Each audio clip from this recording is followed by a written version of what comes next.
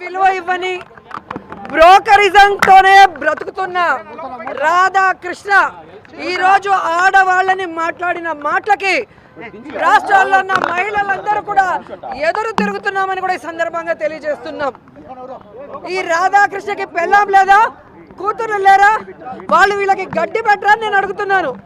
మా కుటుంబాలలో, మా నాయకుల కుటుంబాల్లో ఆడవాళ్ళ గురించి మాట్లాడే అర్హత ఈ పనికి మాలిన రాధాకృష్ణకి ఉందా అని నేను అడుగుతున్నాను. ఒక డొక్కు సైకిల్ మీద వచ్చిన రాధాకృష్ణ ఈరోజు వేల కోట్లకి ఎదిగాడు అంటే ఏ విధంగా చంద్రబాబు నాయుడికి బ్రోకర్గా పనిచేశాడు, ఏ విధంగా ఎన్టీఆర్ని దించినప్పుడు చంద్రబాబు నాయుడు ఇచ్చిన సూట్ కేసుల్ని మోసాడో అందరూ కూడా గమనించారు. ఇది రోసయ్య గారు కూడా అనేక సందర్భాల్లో చెప్పడం జరిగింది. ప్రతి వారం కొత్త పలుకు అనే పేరుతో కొవ్వెక్కిన పలుకులు రాస్తున్నాడు. ఈ రాధాకృష్ణకి కొవ్వు కరిగిస్తాం, కొవ్వు దించుతామని కూడా ఈ సందర్భంగా హెచ్చరిస్తున్నాం.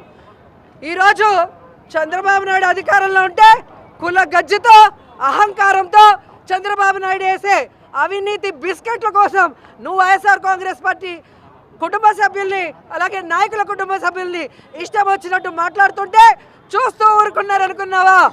ఈరోజు నీ పత్రికల్ని, ఈరోజు నీ ఫోటోల్ని ఎలా తగలబెట్టామో రాష్ట్రంలో ఉన్న మహిళలంతా కూడా నీ కొవ్వుని కరిగించేదానికి అదే విధంగా రెడీగా ఉన్నారని కూడా ఈ సందర్భంగా తెలియజేసుకుంటున్నాను.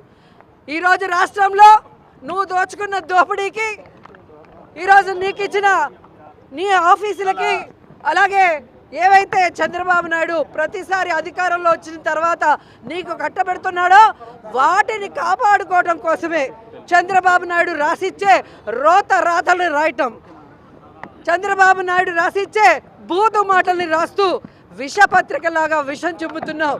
ఇది ఇంతటితో ఆపుకపోతే ఖచ్చితంగా మహిళలందరం నీ కొవ్వు దించుతామని కూడా రాధాకృష్ణ హెచ్చరిస్తున్నాను. రాధాకృష్ణ కూతురికి చంద్రబాబు నాయుడు భార్య భువనేశ్వరి గారికి, నారా లోకేష్ భార్య, అలాగే ఎవరైతే పవన్ కళ్యాణ్ భార్య, అలాగే మంత్రులు, ఎమ్మెల్యేల భార్యలను హెచ్చరిస్తున్నాం. మీరు మమ్మల్ని తిట్టిస్తే మాకు తిట్టడం చేత కాదనుకుంటున్నారా? మాకు సంస్కారం అడ్డొస్తుంది కాబట్టి, చదువుకున్న వాళ్ళం, విలువలు తెలిసిన వాళ్ళం కాబట్టి ఈరోజు మేము ఇంతవరకు మీకు హెచ్చరిస్తూ వదిలేసాం. కానీ ఇక మేము మొదలు పెడితే మీరంతా బయటకు కూడా అడుగు పెట్టలేక సిగ్గుతో చచ్చిపోతారని కూడా ఈ సందర్భంగా తెలియజేసుకుంటున్నా.